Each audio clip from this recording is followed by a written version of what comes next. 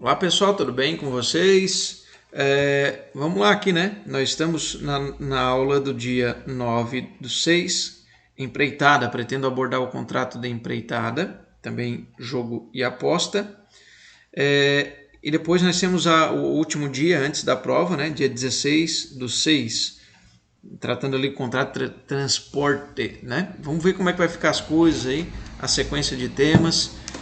Vamos lá. Então, desde já, vamos nos organizar aqui. Vocês estão com o código de vocês, ali, artigo 610 e seguintes, contrato de empreitada. O que acontece, pessoal? Vocês se lembram que nós tratamos do contrato de prestação de serviço e distinguimos algumas coisas, né? Lá no iniciozinho desse vídeo, com relação ao contrato de prestação de serviço, nós trabalhamos essa questão aí envolvendo a diferenciação entre o contrato de empreitada e contrato de prestação de serviço, né? E a característica mais, no caso, que diferencia, né? Que atrai para a ideia da empreitada é a obrigação, por se tratar de uma obrigação de resultado, né? Essa diferença entre entre a empreitada e a prestação de serviço, né? Vocês podem retornar à aula que foi dada com relação a esse tema, para a gente não reiterar, não chover naquilo que já foi, que nós já trabalhamos, né? 2 vezes no mesmo ponto. Então, o contrato de empreitada ele é uma espécie de prestação de serviço. E mesmo nós tendo categorizado o contrato de empreitada de prestação de serviço, nem sempre é fácil, né? O professor Venosa ele diz, né, que nem sempre é fácil a gente distinguir um contrato de prestação de serviço e um contrato de empreitada, né? Nem sempre é clara essa realidade, né? Não dá tem as zonas muito evidentes, né? As zonas muito evidentes, como por exemplo o professor Pablo Stouze coloca, né? Nas construções civis, né? Para levantar uma casa, né? A pessoa contrata ali, te pago tanto para te entregar ela na chave, né? É óbvio que é uma empreitada, né? E de regra, nós, para não termos dúvida, né?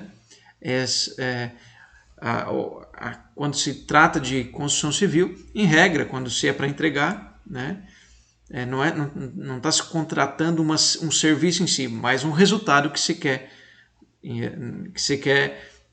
mediante a retribuição obter, né? E a prestação de serviço é a obrigação de meio, né? No sentido de que a pessoa está contratando a atividade, né? Então tem essas diferenças aí, né?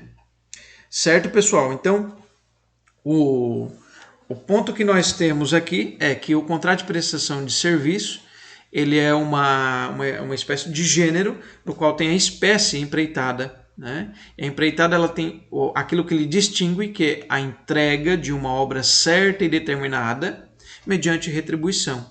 Ou seja, a entrega de um resultado. Você está contratando um resultado.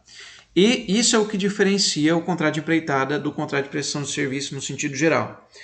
E aí, pessoal, nós temos a figura do empreiteiro e do empreitante, né? O empreitante é aquele que contrata o empreiteiro que vai praticar essas condutas, vai realizar a obra e entregar, né? Mediante a remuneração, né? A remuneração. E essa remuneração, pessoal, ela se dá no sentido de pagar, né, pela entrega da coisa, não é pela atividade em si, né? Por exemplo, consertar um computador. Estou pagando a atividade daquela pessoa, remunerando a atividade daquela pessoa. E também eu não estou pagando como se fosse um empregado, né? O empreiteiro, num contrato de empreitada, ele não está numa relação de emprego, né? E aqui a fiscalização por parte do dono da obra, ou também chamado empreitante, ela é reduzida na medida em que o que interessa neste contrato é a entrega efetiva da coisa, né? Contratei para fazer uma garagem por tanto, né? Sei lá, 30 mil para fazer uma garagem. Então tem que ter a entrega desta garagem, né? E é isso que interessa. Agora, se o cidadão ele faz um horário e tal, né? Então isso não interessa tanto. O que interessa é a entrega efetiva daquilo que se contratou, né? Então, de um lado nós temos o empreiteiro que não tem uma relação de subordinação, porque se tiver uma subordinação e dependência, nós vamos ter uma relação trabalhista, tá? Pessoalmente ou por terceiros, na medida em que é um contrato que se quer um resultado, a pessoa não é relevante. E aí tem um detalhe que pega nos contratos de empreitada, né? A possibilidade de subcontratação, subempreitada. Tá? Nós vamos ver aí que como o resultado é o que interessa, né? É possível substituir, né? Desde que se entregue o resultado. Salvo se nós colocarmos ali uma cláusula de que o contrato ele é personalíssimo no que diz respeito à pessoa do empreiteiro, para evitar uma troca ali sem conhecimento do dono da obra, né? Ou também chamado empreitante. Tá? Então o objeto é uma obra a ser executada mediante uma retribuição, principalmente utilizada aí no âmbito da construção civil, como nós falamos, né? Mas não se limita a isto, né? Nós temos aí o parágrafo 2º do artigo 610, eu vou abrir aqui, né? Vou abrir aqui. O parágrafo 2º do artigo 610. O contrato para a elaboração de um projeto não implica a obrigação de executá-lo ou de fiscalizar-lhe a execução. Isso aqui é muito interessante, né? Quando a gente trata aí, por exemplo, da contratação de um engenheiro, de um arquiteto, né? Em que a pessoa contrata para elaborar um projeto, né? Então, aqui nós temos uma regra que é muito importante, né? Que não se engloba de maneira automática a execução, né? E a fiscalização dessa execução, quando se contrata para fazer a entrega de um projeto, né? Então, uma interpretação restritiva, não é ampliativa. Significa que o contrato ele vai apenas abarcar a questão da elaboração do projeto. Tá? Para que inclua a execução ou a fiscalização da execução, tem que ter uma contratação específica. Não adianta, por exemplo, dizer para o engenheiro, não, mas eu pensava que tu ia fiscalizar a execução. Não, isso é em separado, né? E de fato, ele está fundamentado na lei. Tá? A lei. Bom, antes de ler o caput do 610, nós temos algumas coisas aqui para pontuar também, né? Olha só, como o contrato de empreitada ele visa a realização da obra, nada impede a subcontratação, a subempreitada, só se for vedada, né? Vedada de modo expresso. E isso é diferente da situação da prestação de serviço. Quer ver? Vamos subir uns artigos ali um pouquinho. Lá, vamos subir. Subimos. Olha ali. Nem aquele... vamos até para colocar aqui o que está... Ali, ó. Prestação de serviço. Vocês estão vendo? Prestação de serviço 605. Nem aquele a quem os serviços são prestados poderá transferir a outrem o direito aos serviços ajustados, nem o prestador de serviço sem o aprazimento da outra parte dar substituto ao que preste. Ou seja, para substituir uma das partes no contrato de prestação de serviço, eu preciso da anuência prévia. Eu fiz uma pausa, né? Vocês pegaram? Por que eu fiz essa pausa? Porque no contrato de empreitada é diferente. No contrato de empreitada, a substituição do empreiteiro é totalmente admissível, fazendo uma subempreitada, né, transferindo para outro. E essa é uma das situações que geralmente vem de problema, né? A pessoa contrata um pedreiro para levantar uma casa, uma sala comercial, né? Acerta uma quantia e no final das contas essa pessoa não aparece mais lá e manda outro, né? E depois eu perguntar, mas por que eu te contratei aqui e tal? Então, mas eu subcontratei, né? Ele está aqui, está amando o meu, né? E ele vai entregar a obra que foi contratada. Mas eu te contratei porque eu tinha confiança em ti. Mas isto precisa estar expressamente, porque se não for expressamente pactuado a vedação de substituição, né? O contrato de empreitada ele permite sim a subcontratação. Tá? É diferente do contrato de prestação de serviço. É uma diferença já que vocês podem colocar, né? Vamos lá. As características, ele é um contrato bilateral, porque tem feixe de direitos e obrigações, a carga contratual é dividida, né? a remuneração nos ombros do empreitante e a atividade, a entrega do resultado por parte do empreiteiro, né? Ele é comutativo, as partes sabem de antemão o conteúdo das suas respectivas obrigações, e é evolutivo. O que significa evolutivo? Ele vai se protrair no tempo, né? E muitas vezes vai ter algum elemento que vai desequilibrar a justeza aí da remuneração com relação à obra, né? E daí pode ter uma justificativa para uma revisional, tá? Exatamente porque levantar uma casa, vamos supor, né, seja 6 meses, né? Então, nesse período de 6 meses pode acontecer alguma coisa, por exemplo, uma pandemia que desequilibre, né, esse eixo de justiça entre as obrigações, né? Ele é um contrato que pode ser paritário ou de adesão, tranquilo. Ele é não solene, significa que ele pode ser até verbal. Só que isso não é o ideal, né? Não é o ideal. O contrato de empreitada, embora ele seja não solene, informal, ou seja, a gente combina de boca para fazer uma construção, vamos supor, combina de boca para levantar uma casa, mas olha só o pepino, né? E aí que está o detalhe, tendo em vista a prática, que ela é rica em exemplos de problemas envolvendo contrato de empreitada, disse que quanto mais formalizado essa relação, melhor, né? Para tirar os pontos escuros em que alguém vai interpretar para um lado ou para o outro, né? A forma de pagamento, a questão dos materiais, quando envolve também materiais, a qualidade dos materiais, as datas, né? Misericórdia, quantas possibilidades de problema. Então, para resolver de antemão, né? É bom já colocar tudo isso. Tudo que é possível de doença contratual, já colocamos o remédio contratual de início, ok? O contrato de empreitada ele não vai ser por tempo indeterminado, porque na verdade ele vai ser com uma data específica, né? Muitas vezes identificada ali no contrato, ou ainda que não especificada no contrato, ele naturalmente vai se encerrar com a entrega da obra, né? Então não existe contrato de empreitada por tempo indeterminado, tá? Porque o tempo sempre vai ser determinado ou com uma data no calendário ou com o final da obra, que é um evento natural, né? Físico. Ok?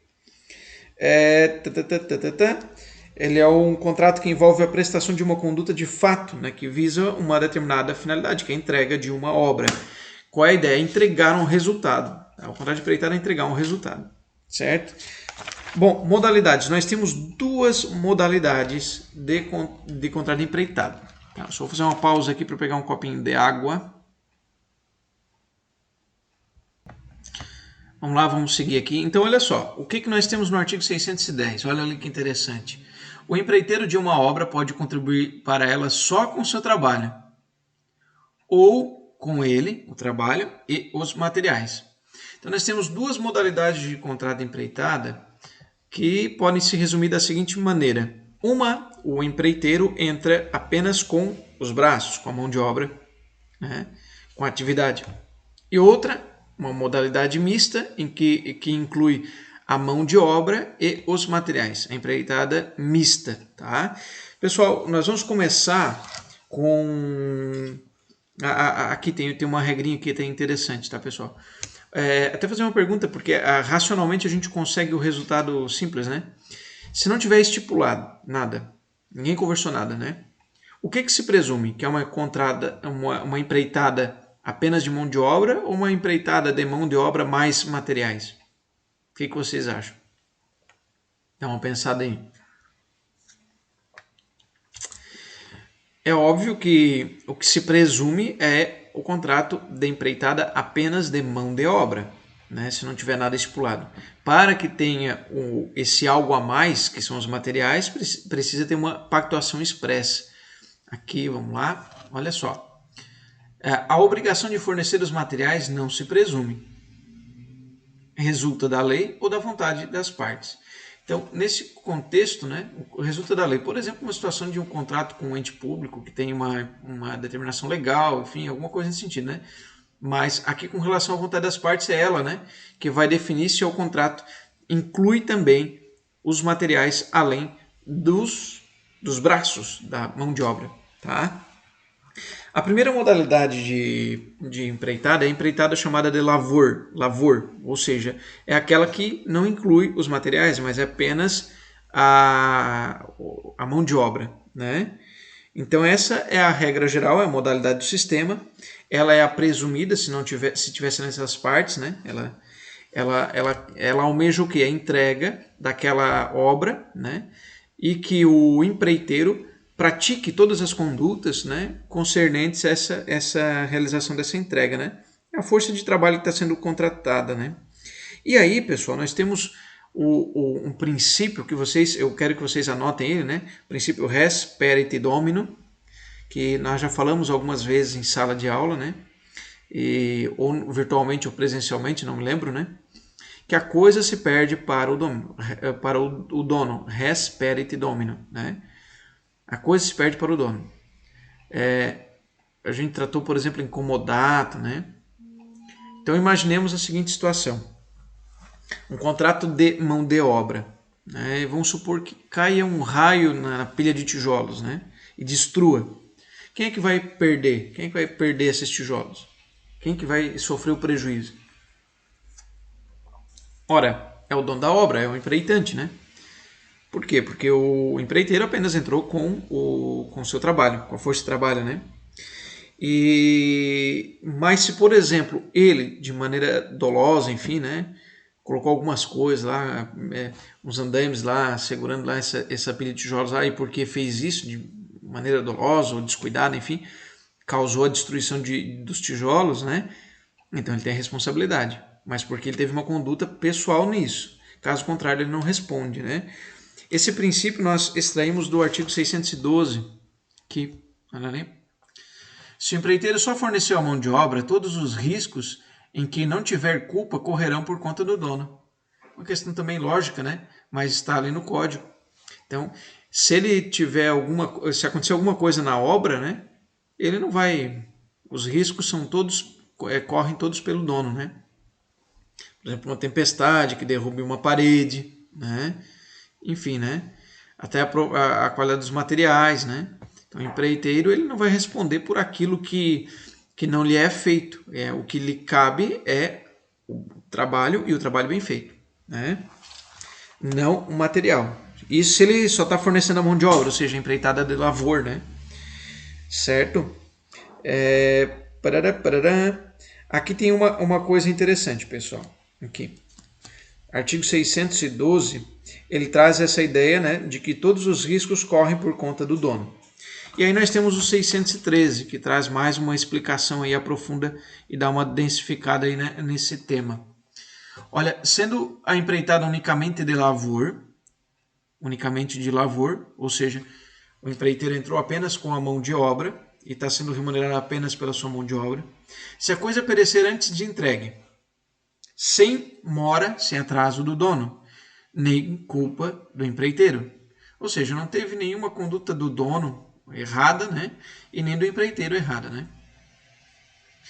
O empreiteiro perderá a retribuição se não provar que a perda resultou de defeito dos materiais e que ao tempo reclamara contra sua qualidade ou quantidade. Quantidade ou qualidade ali, né? Então, assim, pessoal, o que nós temos aí, né? É uma situação de caso fortuito, força maior, né? Olha só, a coisa pereceu antes de entregue. Vamos lá, vamos imaginar o caso, né? Vamos trazer o exemplo. A casa está ali para a meia parede, toda ela, né? E veio um furacão lá e destruiu. Né? Se encaixa naquilo que nós lemos ali, pereceu antes de entregue, né? Olha ali, pereceu antes de ser entregue. Não tem atraso do dono, não tem nenhuma inércia dele, né? Não é porque ele deixou de trazer algum material, alguma coisa, né? E não tem culpa do empreiteiro. Ele vai perder a retribuição. Aí vocês vão dizer, nossa, mas injusto. Mas é injusto. Né? Numa primeira leitura, ainda que superficial, vai dizer, de fato é injusto, né? Por que ele vai perder a retribuição? Bom, o que nós temos aqui é tenho que entrar um pouco mais profundamente nesse artigo para compreender a lógica dele, né? Que é o seguinte. Aí nós temos uma lógica de distribuição de perdas, tá? Por quê? Porque se nós temos aí uma situação de caso fortuito força maior que destrói a coisa, né? Que destrói a coisa fazendo-a perecer antes de ser entregue, né? Nós temos um caminho que faz uma divisão de prejuízos. Por quê? Ora, o caso fortuito não é culpa nem do dono da obra e nem do empreiteiro, né? Então não dá para colocar a culpa nas costas do empreiteiro e nem do dono da obra. Então cada um vai arcar com um prejuízo, vamos dividir os prejuízos, né? O empreiteiro ficará com prejuízo de perder a sua remuneração. E o empreitante, o dono da obra, terá prejuízo no que diz respeito aos materiais que colocou. Aí sim a gente faz sentido, mas ele perderá a mão de obra, a remuneração pela mão de obra. Sim, ele perderá, assim como também o dono da obra perderá o valor equivalente dos materiais, né? É uma divisão de prejuízos. Por quê? Porque como a destruição foi por caso fortuito e força maior, né? Nesse sentido não vai ter não tem como manter a remuneração, né? Porque daí seria uma forma de duplamente onerar o dono da obra, né? Com a perda dos materiais e com a remuneração, tá? Então essa é a leitura aí do artigo 613 que a doutrina faz, né? E daí, claro, né? Se o empreiteiro provar que a perda resultou de defeito dos materiais, então a responsabilidade é do dono da obra, porque é uma empreitada de lavoura, né? Ou que reclamou ali sobre a quantidade, a qualidade e o empreitante não resolveu, então o empreitante vai ter a responsabilidade e vai ter que arcar com a retribuição, porque daí não é caso fortuito de força maior, já desloca, né, causa de responsabilidade, né? Compreenderam? Deixa eu ver aqui, eu anotei umas coisas aqui. Não. Agora a empreitada de materiais, ou chamada empreitada mista. A empreitada mista, como a gente já vem abordando, né? Ela inclui, além da mão de obra, os materiais, né? Então vai fornecer, além da mão de obra, os materiais para concretizar aquele resultado. Bom, como ela é excepcional, precisa ser expressa, precisa ser pactuada. E para evitar problemas, até para dizer, não, mas o piso que eu contratei contigo era tal, né? A fiação era tal. Olha, o melhor remédio que tem é colocar tudo muito bem especificado. Tá? Caso contrário, vai dar margem para interpretação, né? E isso ninguém quer. Então, o parágrafo 1º do 610 já disse para nós, né, que decorre da expressa pactuação. Caso contrário, não tem como presumir a contratação dessa empreitada mista de materiais, né? Ora, o que vai acontecer? Por que é importante a gente classificar a modalidade do contrato de empreitada? Porque se for uma modalidade empreitada, contratação mista, significa que o empreiteiro, além da mão de obra, dará os materiais e aí nós vamos ter uma inversão dos riscos. Porque nós estamos falando até agora que como o empreitante, na empreitada de lavoura, ele é dono dos materiais, se acontecer alguma coisa lá, né? Por exemplo, né, perdeu alguma coisa lá dos materiais, ele é que vai sofrer as consequências. Agora não. Aqui a gente tem a chamada inversão dos riscos. Por quê? Porque o empreiteiro está também, como ele tem que fornecer os materiais, vai arcar também com todas as responsabilidades decorrentes do que acontecer com os materiais também, né? Ali, ó, 611.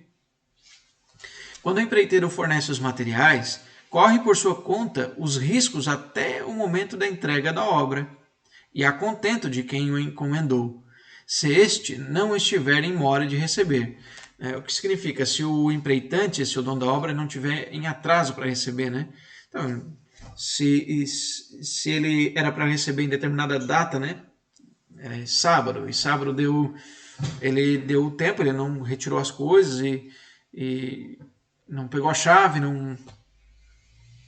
e depois veio lá um evento climático, alguma coisa, né? Veio um ladrão, quebrou e tal, né? Destruiu as coisas. Mas Então ele estava em mora de receber, então vai correr os riscos pela conta do empreitante, se eles estiverem em mora, se eles estiverem em atraso.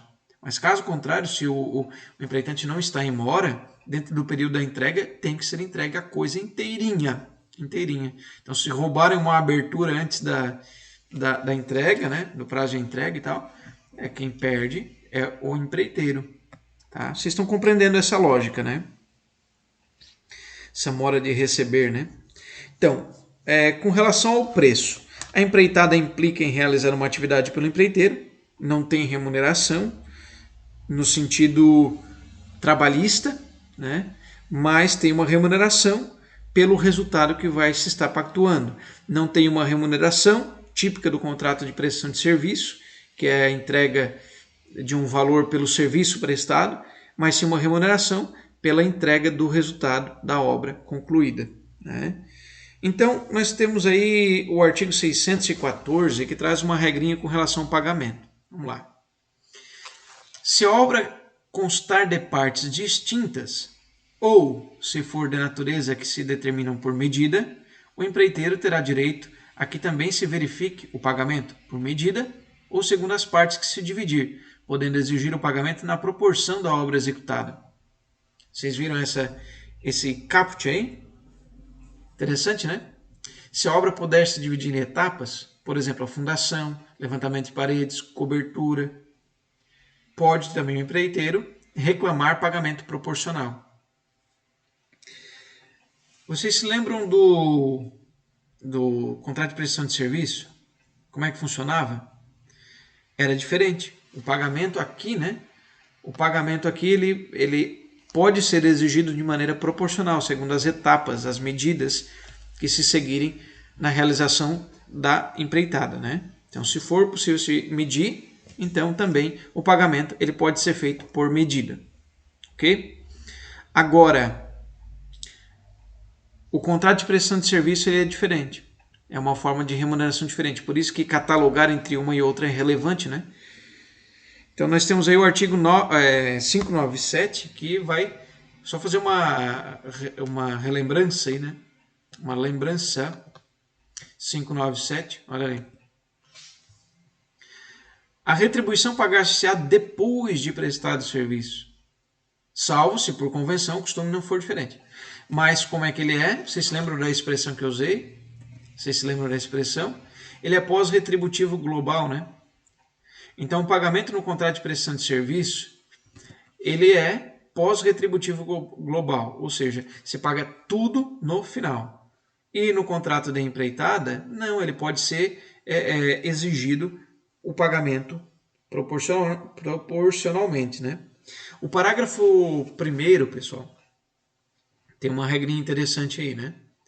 Tudo que se pagou presume-se verificado. Tudo que se pagou. Então tem que se cuidar de pagar, né? Por quê? Porque vai gerar uma presunção de verificação. Ou seja, que está concorde, que aferiu, que está lá, né? Não, concordei com a fundação, por isso eu paguei, né? Então, se pagou pela fundação, significa que tem uma presunção aí de verificação. Presunção que pode ser relativa, pode ser invertida, né? Por exemplo, essa presunção vai se afastar, se dizer, não, eu estava viajando, eu fiz a transferência, mas eu não verifiquei. Nem por mim, nem por outro, né? Parágrafo 2º. O que se mediu presume-se verificado se, em 30 dias a contar da medição, não forem denunciados os vícios ou defeitos pelo dono da obra ou por quem estiver incumbido de sua fiscalização. Então, a questão de se verificar, né? Olha, se passou, né? Se fez a verificação, então 30 dias dessa verificação, se tem um prazo aí para identificar e se apontar aí o defeito. Mas é uma presunção, né? Vocês podem ver que ela é uma presunção relativa e ela pode ser afastada. Então, o parágrafo 1º e o parágrafo 2º trata só de presunções. É interessante eu falar aqui para vocês uma coisa, que muitas situações de contrato empreitada vão estar submetidas na relação de consumo. Daí o professor Carlos, que trata dessa disciplina de direito do consumidor, né, vai trazer para vocês que existem várias regras, né? Por exemplo, o princípio da inversão do ônus da prova, né? Então, tudo isso vai ter uma facilitação em decorrência dessa relação existente. Bom, então essas são presunções, a gente já viu elas, né? Com relação ao preço, meus amigos, a regra é a não variação. O que significa? Não tem mudança de preço, né? Se estipulou um preço, vai se manter ele de qualquer maneira, salvo algumas situações. E aquilo que nós temos no artigo 619. Salvo estipulação em contrário, o empreiteiro que se incumbir a executar uma obra, segundo o plano aceito por quem a encomendou, não terá direito a exigir acréscimo do preço, ainda que sejam introduzidas modificações no projeto, a não ser que essas resultem de instruções escritas do dono da obra. Vocês estão vendo aí? Então essa aí é a questão da possibilidade dos acréscimos, né? Como é que funciona a questão dos adicionais, né? O que nós temos aí também? Uma premissa, né? A obra, quando é feito um projeto, ela tem uma estrutura inicial, né? Mas no decorrer da execução, muitas situações podem ocorrer. Por exemplo, verificar que é muito oneroso, ou verificar que, sei lá, né?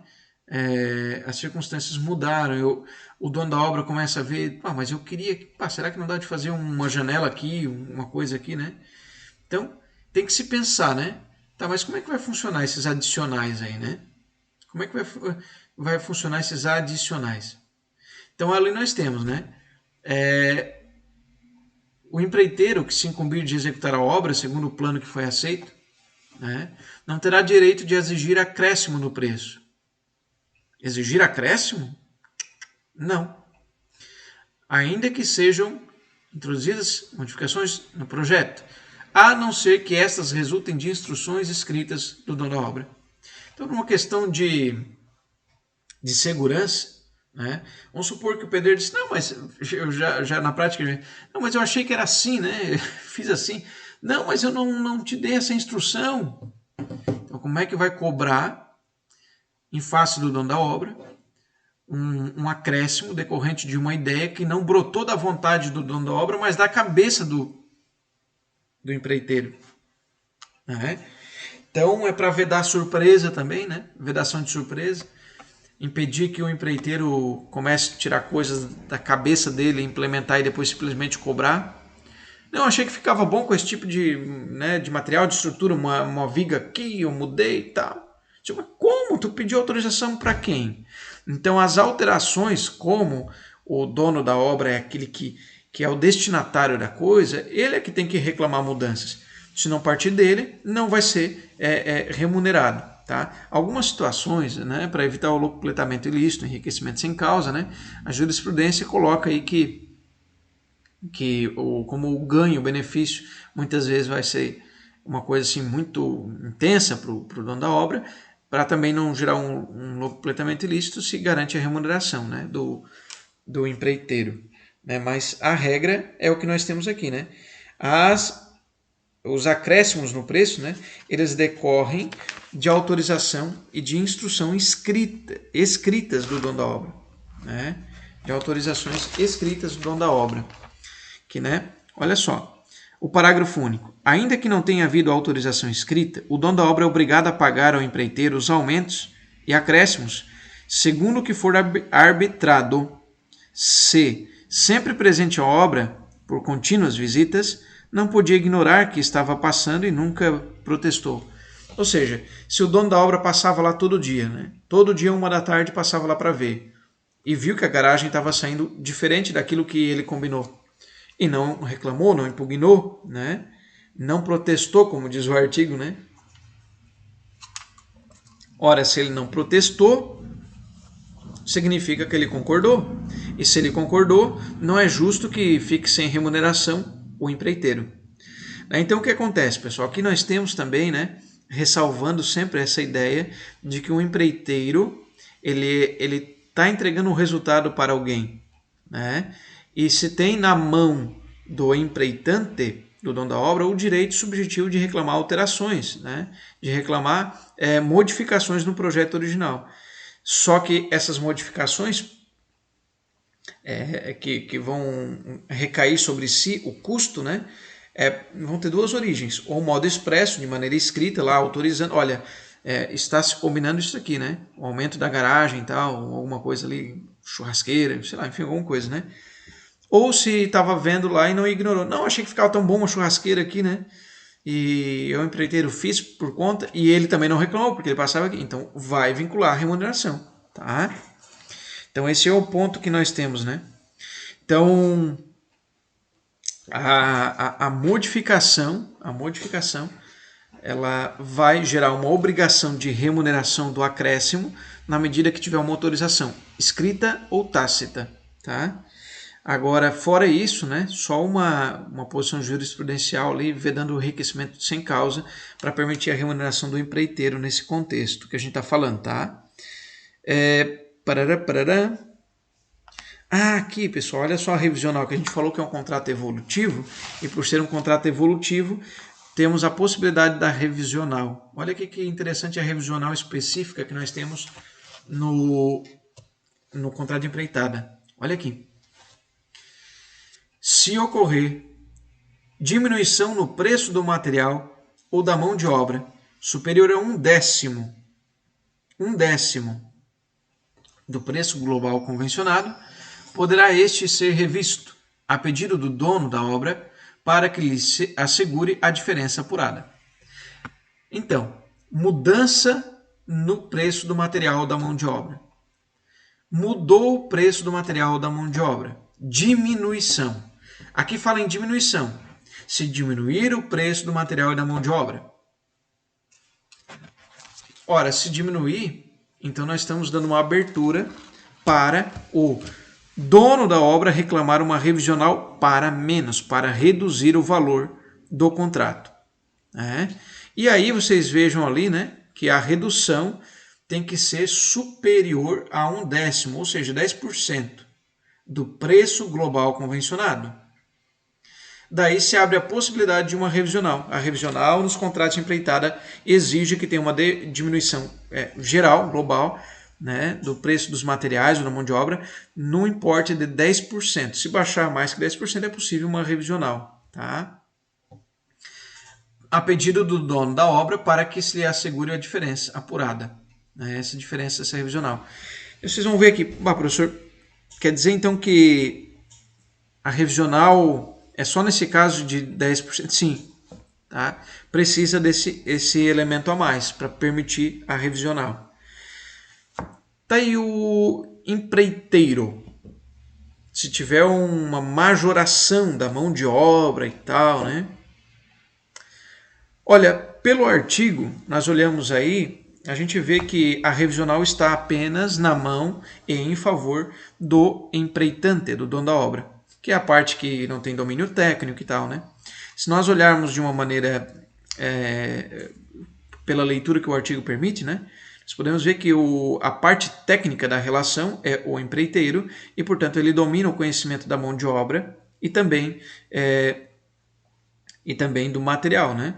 Então, se for mudança dentro de uma situação, podemos dizer assim, no contexto de altos e baixos inerentes à atividade, né, ele não vai poder reclamar uma revisional, ainda que supere esses 10%, tá? Porque cabia a ele, como ele é o conhecedor da coisa, a revisional, tá? Mas, por uma questão também de razoabilidade, nós podemos dizer o seguinte: pelas regras gerais, nós podemos entender ali, aplicar o rebus sic stantibus e permitir uma revisional, né?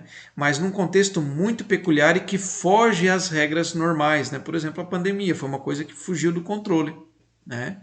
É uma coisa que fugiu do controle.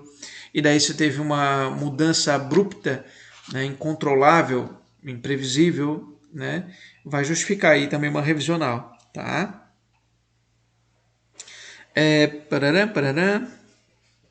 Os direitos e deveres do empreiteiro e do dono da obra. Vamos lá. Remuneração. Então, a remuneração é o direito do empreiteiro.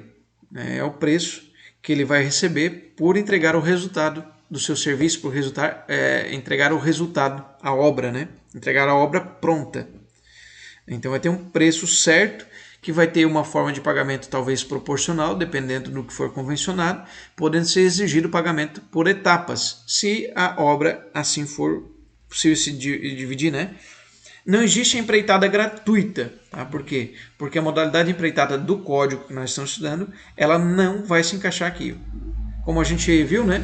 Pode ser uma doação de serviço, uma doação de um resultado, enfim, mas daí não vai se encaixar nas regras aqui do contrato de empreitada, porque aqui o que nós estamos estudando é na estrutura toda onerosa, ok?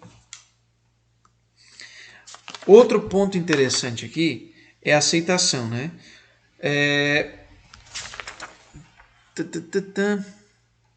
Aqui, o 615. Vamos abrir o 615 aqui, para nós analisarmos em conjunto. Aceitação. Concluída a obra, de acordo com o ajuste ou costume lugar, o dono é obrigado a receber a obra. Porém, poderá rejeitá-la se o empreiteiro se afastou das instruções recebidas e dos planos dados, ou das regras técnicas e trabalhos de tal natureza. O que nós temos aqui, pessoal? É da aceitação, né? Se o empreiteiro ele foi, né, contratado para entregar uma coisa e ele entregou ela, está aqui a chave, né, por exemplo, o empreitante ele não vai poder se recusar, né? Não, eu não quero mais, tá, né? Não tem mais interesse, né? Ele é obrigado a aceitar. Tá?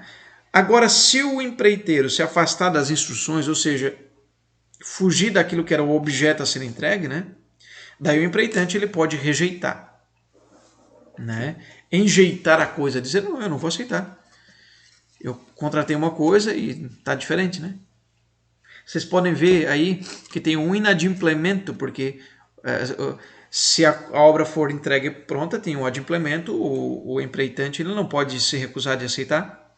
Da mesma forma que não pode se forçar o empreitante a aceitar uma coisa que não foi entregue como combinado, né? E aí nós temos uma regrinha que é da proporcionalidade aí, né? No caso da segunda parte do artigo antecedente, ou seja, tiver um afastamento das regras por parte do empreiteiro, né? Pode quem encomendou a obra, em vez de enjeitá-la, recebê-la com abatimento. Por exemplo, né? Eu entendo um pouco dessa parte, né? Mas vamos lá, né? Que a pessoa contratou a casa lá com calha de, sei lá, de alumínio, não sei, né? Uma qualidade excelente, né? E daí chegou no final ali, entregou a chave, né? E as calhas foram de plástico, sei lá, né? E pode dizer, conforme o 615, eu não vou receber porque tem inadimplemento. Eu não quero, né? Mas para tentar salvar o contrato, o artigo 616 pode dizer, tá, tudo bem. Para a gente terminar por aqui, tu me abate o preço e eu recebo com essa diferença aqui, né? Dá tanto aqui, a gente abate aqui, eu faço a quitação e deu, né? Então, com o abatimento, tá? É interessante, né? É para salvar o contrato, então se faz o abatimento para se manter ele, certo? Os riscos com relação ao material, ali artigo 617, como é que fica os riscos com relação ao material? O empreiteiro é obrigado a pagar os materiais que recebeu, se por imperícia ou negligência os inutilizar. Se deixar o cimento no tempo, como se diz, né? Se ele por imperícia, né? Não atuar de maneira diligente, né? E tomar as providências, né? A negligência é deixar o cimento na rua, né? A imperícia é lidar com esse material aí e fazer alguma mistura química ali inadequada ali e perder o material, né? Então, se ele fez por imperícia, então nesse sentido ele vai ser obrigado a pagar os materiais que ele recebeu, tá? É uma regra também, tá atraindo para o empreiteiro aquilo que ele fazer com os materiais, a responsabilidade para ele. Isso, claro, na empreitada de lavor, né? Porque na empreitada de materiais ele já é responsável pelos materiais, né? E aí nós temos um princípio interessante, valioso, que é o princípio da inalterabilidade relativa do projeto. Quando se faz um projeto, vamos supor para construir uma casa, né? Nós temos três feixes de interesse aí que vão estar em tensão, né? 3 eixos de interesse que vão estar em relação. O primeiro eixo de interesse, portanto, mais valioso, é o do dono da obra, porque ele vai receber o final da coisa, né? Ele recebe a coisa e ele tem o interesse máximo de que a obra seja implementada dentro daquilo que foi feito conforme o projeto, que é o seu desejo, né? Tem o interesse também do empreiteiro, por quê? Porque ele fez a estimativa da sua mão de obra e dos seus materiais segundo o projeto. Então ele também tem interesse na inalterabilidade do contrato. E por outro lado, o engenheiro, o arquiteto, né? Ele também tem um interesse aí, porque tem uma questão autoral aí, né? Tem uma questão de desenvolvimento intelectual que tem um valor e tem uma relevância e tem uma proteção jurídica, né? Imagina, né? Tá lá com a minha placa, eu, o engenheiro, e daí eles modificam lá por conta lá e fazem uma coisa toda feia, né? Vai sujar o meu nome, eu não quero, eu autorizei o projeto assim, né? Então vocês podem ver, tem 3 feixes de interesse que vão estar aí em relação, né? E nós podemos trazer algumas regras, né? Estabelecido o projeto da obra, nós temos o quê? O empreiteiro está ciente daquilo que vai fazer, valorou a mão de obra, valorou os materiais, valorou a sua capacidade técnica para fazer, né? O dono da obra concordou porque é aquilo que realmente lhe interessa, e o engenheiro arquiteto também deu o aval para ele, não, está tudo certo, né? As normas urbanísticas, e eu também estou dizendo que estou assinando embaixo, né? Então nós temos uma estabilização. A regra é a estabilização. Quando é que nós temos a exceção? Quando nós tivermos pequenas alterações. Pequenas alterações, adaptações, é possível, né? E lembrando também do direito subjetivo do dono da obra, que temos aí para levar em conta, né, como um norte, né, na mão do dono da obra de reclamar modificações, porque ele vai ter o resultado final da coisa. Tá? Então, olha que coisa interessante, o artigo 621. Está lá embaixo. Subir ele.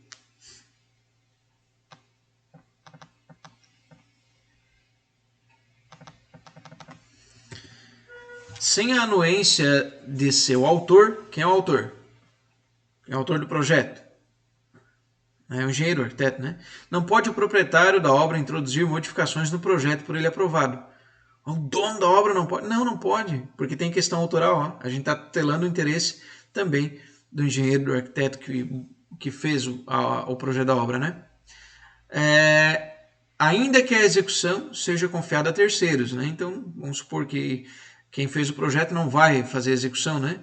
Então, confiou a terceiros, não pode, né? Modificar. A não ser que, e aí vem as causas que permitem a alteração, as alterações. A não ser que, por motivos supervenientes, motivo superveniente, uma causa superveniente, ou razões de ordem técnica, fique comprovada a inconveniência ou a excessiva onerosidade da execução do projeto em sua forma originária.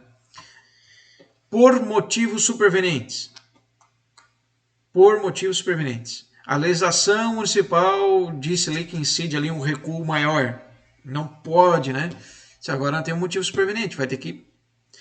Motivo superveniente. Bateram numa rocha lá que não dá de fazer aquilo que se bolou inicialmente. Então vai ter que se alterar o projeto. Aí o engenheiro arquiteto vai ter que submeter. Né? Ou razões de ordem técnica. Também se encaixa também nessas situações de mudar a estrutura de uma viga, enfim, né? Ou, por exemplo, surgiu tem as questões técnicas profissionais lá que vão dizer, olha, tem que ser deste modo aqui, que senão não passa também, né? Eu também tenho responsabilidade enquanto engenheiro, precisa ser dessa forma porque mudou uma regrinha aqui.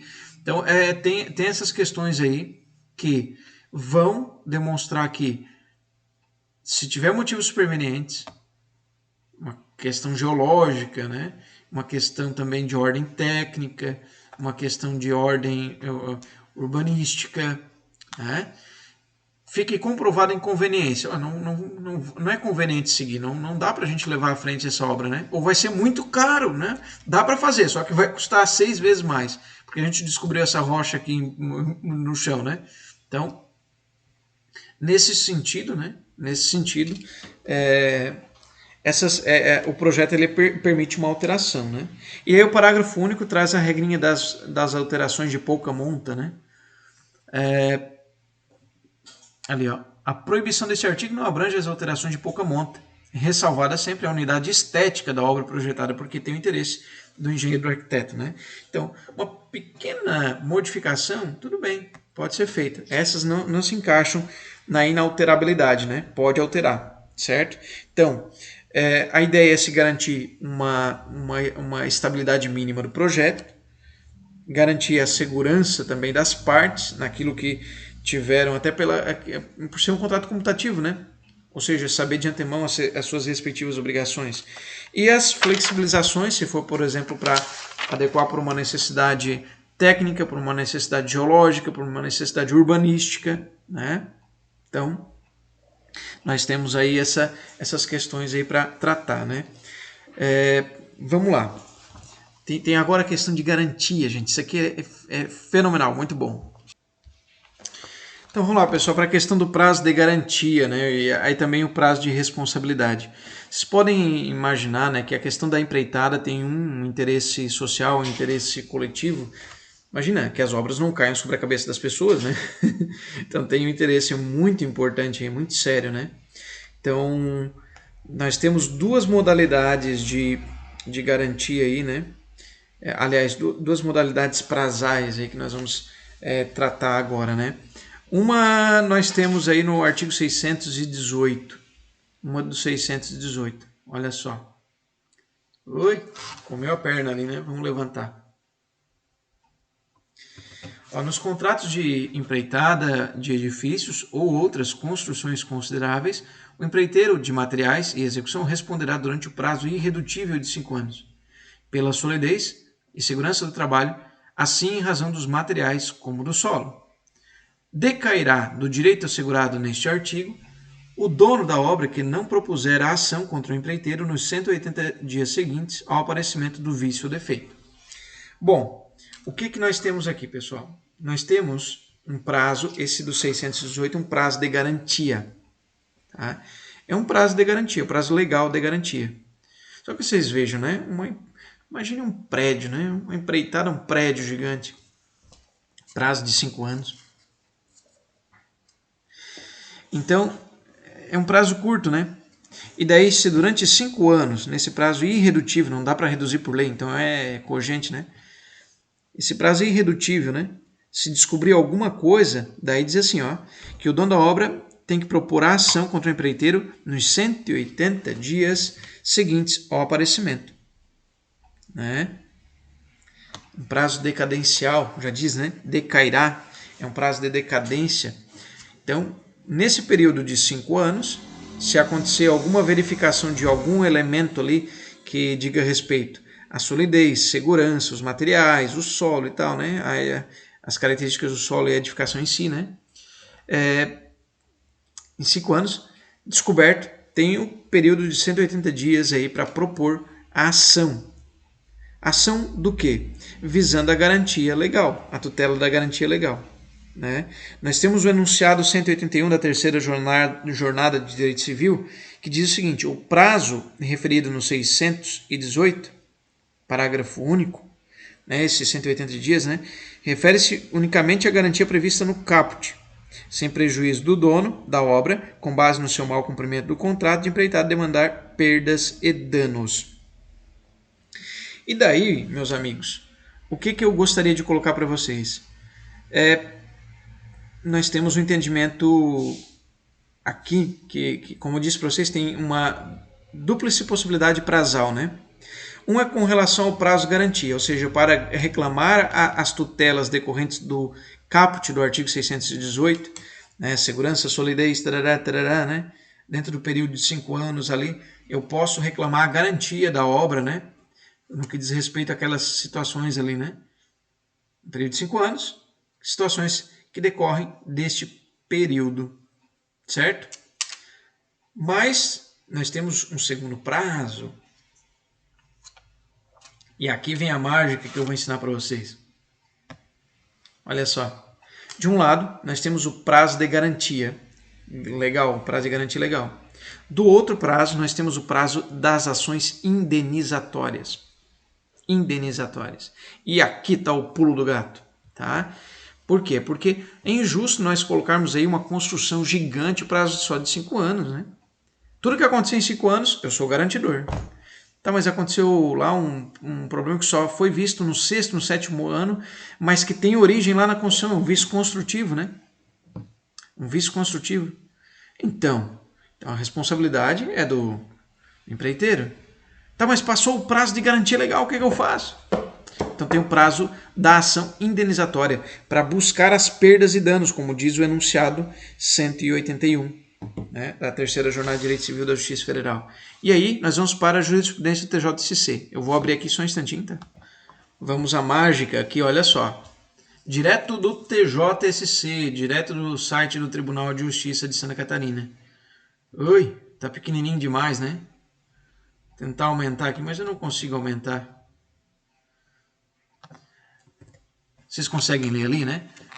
Preliminar de decadência. Imagine, vocês, advogados do empreiteiro, vejam aquele prazo de 5 anos, deu aparecer uma infiltração decorrente de um vício construtivo, ou seja, não é uma falha da construção, né? Uma falha da construção, não é um desgaste natural e também não é uma falha de manutenção, que são coisas diferentes.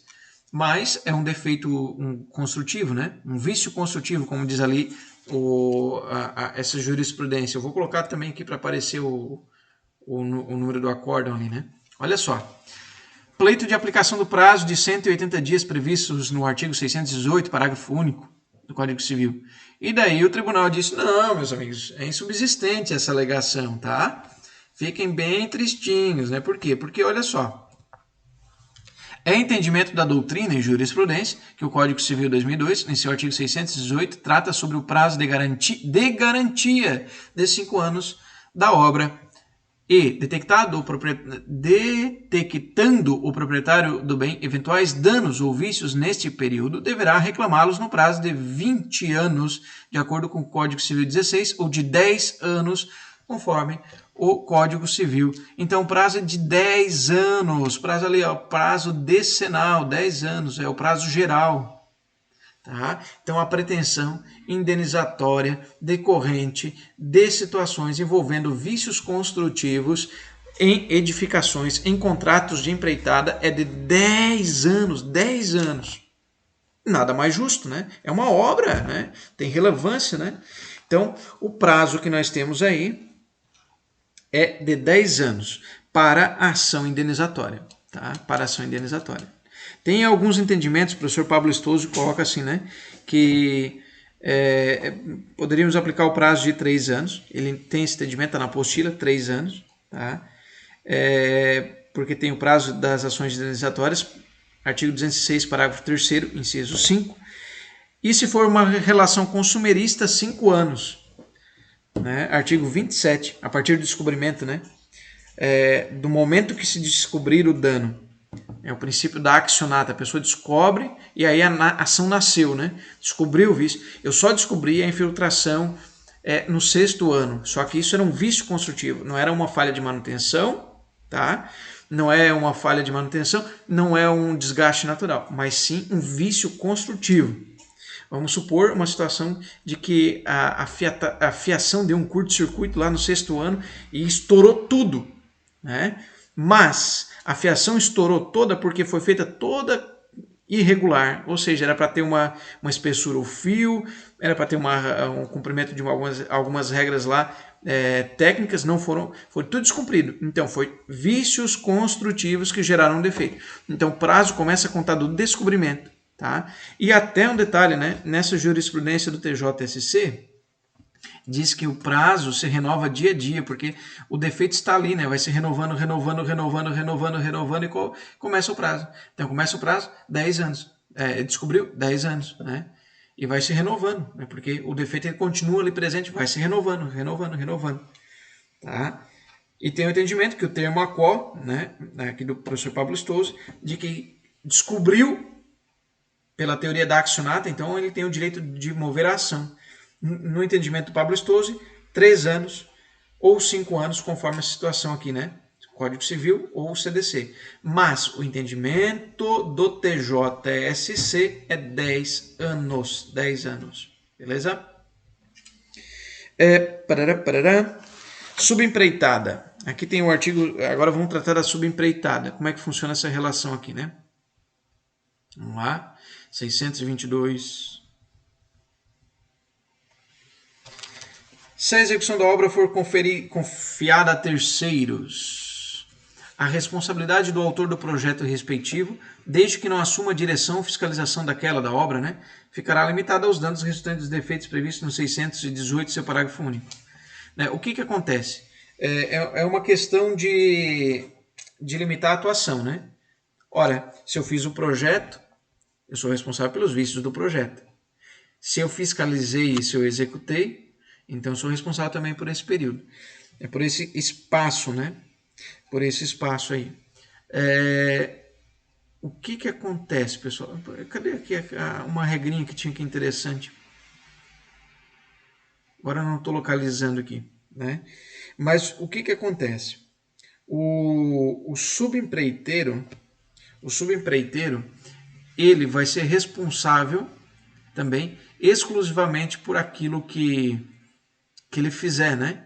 E aquele que era o empreiteiro originário e cedeu em subempreitada, né? Ele vai ser responsável só se ele tiver alguma forma de fiscalização. Olha só.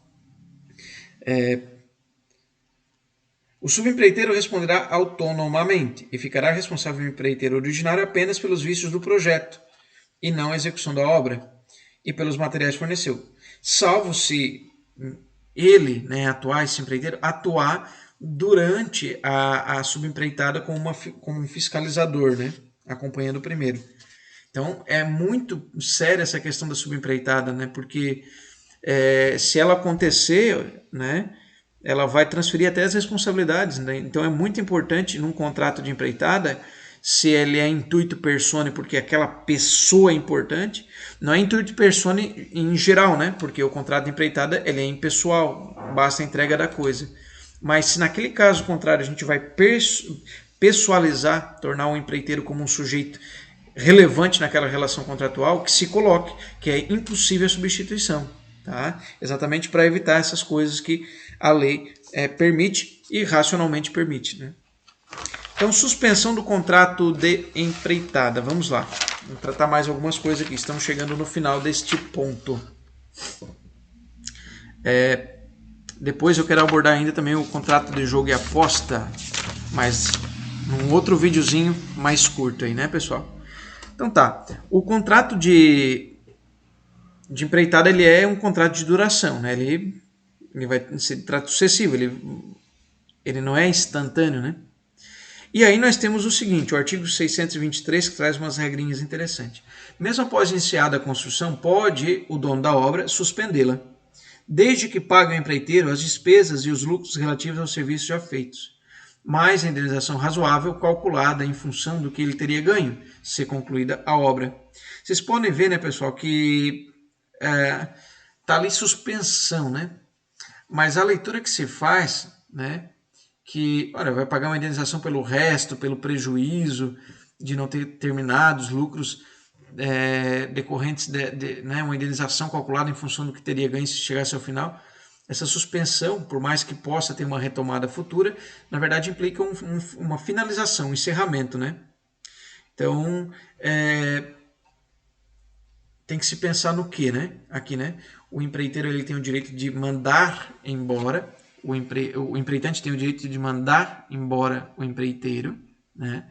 O dono da obra pode suspender, só que ele vai ter que fazer o quê? Olha, isso aí de maneira imotivada, né? Não tem nenhum motivo, né? Então, vai pagar as despesas, os lucros, que a remuneração correspondente àquilo que já foi feito, e mais uma indenização razoável, que é uma norma em aberto, né? Com essa indenização razoável, 20% do restante que ele receberia.